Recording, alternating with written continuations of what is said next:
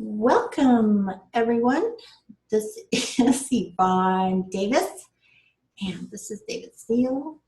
We are accredited facilitators with Rocky Mountain Compassionate Communication Network, and you are tuning in to Unleash Your Creativity, a blending of The Artist's Way by Julia Cameron and Nonviolent Communication by Marshall Rosenberg. And one of the things I want to make clear is we like to have fun. See, that's why I'm wearing my hair like Minnie Mouse today. Well, I was trying to have fun and you said don't. Okay. All right, so what are we talking about today?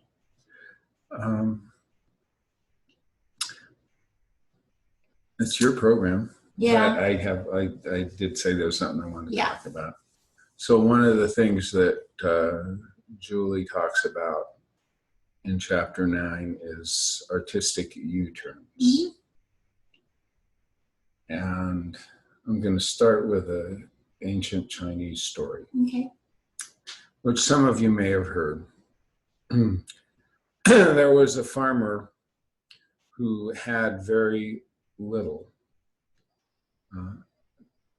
But one of the things he did have was a son. His wife had died, and he had a small plot of land, and he had a horse.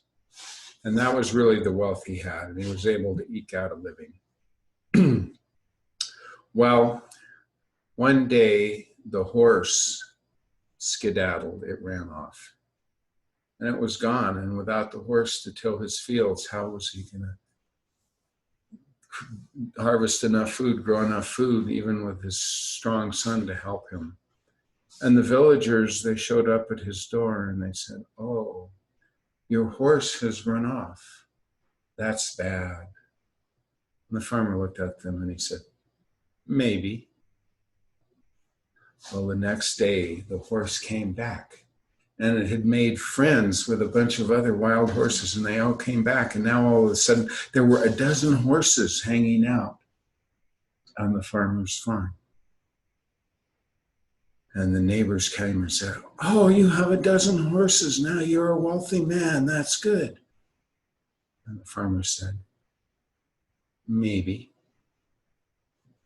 Well, about a week went by, and his son decided he was going to tame one of those wild horses. And so he went out in the back and he got on one of the horses and threw it off. And he broke both of his legs. Mm-hmm. And the villagers came and they said, "Oh, your son has broken both of his legs. How is he going to help you with till the fields? Mm-hmm. This is bad." And the farmer said, "Maybe." Mm-hmm. Well, the next day, a bunch of soldiers came through the town and they conscripted all of the young, able-bodied men to fight in their wars. But since the farmer's son had 2 broken legs, they didn't take him. Mm-hmm. And the villagers showed up and they said, "Our sons are gone. They've been taken away by the soldiers. But you still have your son. That is good." And the farmer looked at them and said, "Maybe." So that is artistic U-turns. We don't know really what's going to happen. So I'm working on, hold on a second.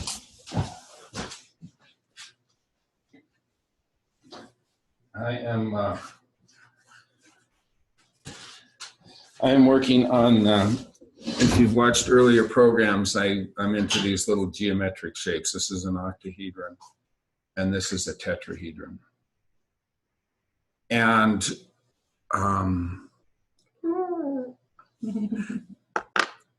I was very, very deeply inspired by Buckminster Fuller. And there's a part of me that when I was very young, people thought I was going to grow up.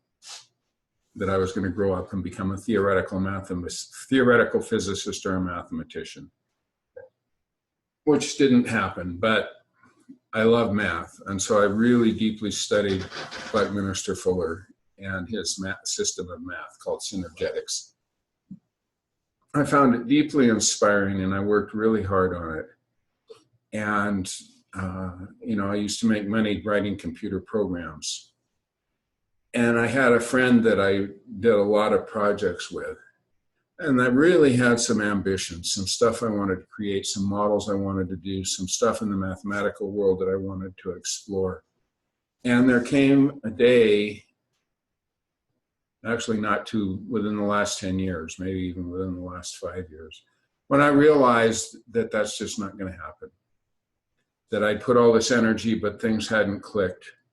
And the stuff that I had dreamed of doing with Buckminster Fuller and his math, and the stuff I dreamed of creating with my own self, my own math, I just realized it wasn't going to happen.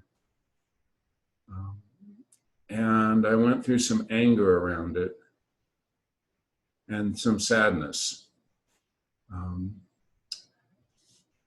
And yet, at the same time, if I had gone in that direction, you wouldn't be looking at me on this video now, because that's what I would be doing. It's a way of life. The effort it takes to bring something like that into manifestation takes absolute total commitment and devotion and relentless effort.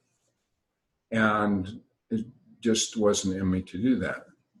And so I thought I was going to go in that direction, and I didn't. And I could look at the fact that I went a different way as a failure, or I couldn't pull it together, what's wrong with me? Why didn't this work out? Blame my friend, blame society for not noticing how cool this stuff is and acknowledging how cool what I was doing is.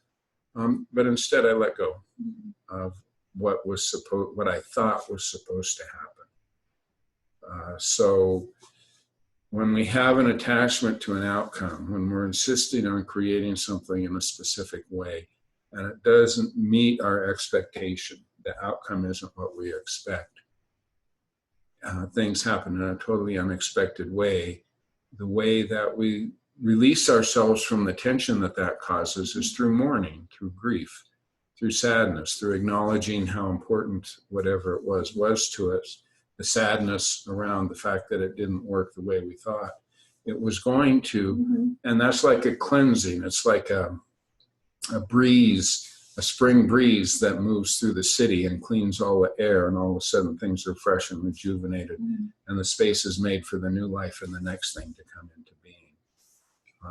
Walter Cronkite, those of you, there might be people watching this who don't know who Walter Cronkite was. Hard for me to imagine, but yeah. He was the most famous news anchor back in the 60s and 70s, and was really trusted and considered a person of extremely high integrity.